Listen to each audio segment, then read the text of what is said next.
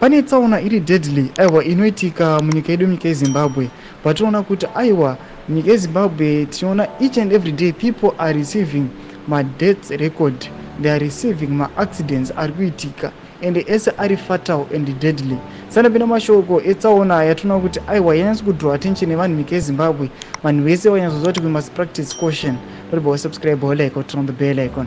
Tipina pa hand with Zim celebs vanoposta mapictures amuri kuona avanyora vachiti a tragic road traffic accident on the Harare Bulawayo highway near Kuwadzana extension pamagetsi has claimed the lives of more than 4 individuals.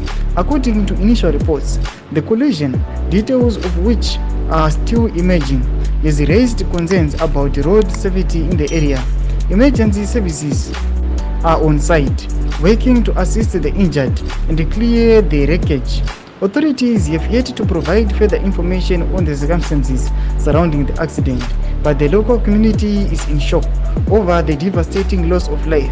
More updates will follow. Thomas panobuda pana vachiona kuti aiwa this accident was very dangerous. Mama pictures ndo muri kuona awa muri kuona kuti aiwa this situation aiuritika munyika yeZimbabwe, it needs to be addressed. Everyone must take part to make sure kuti aiwa vari kupractice caution. Munyazi kuona kuti picture muchiona vanhu vakarara muroad kufa kwesoko.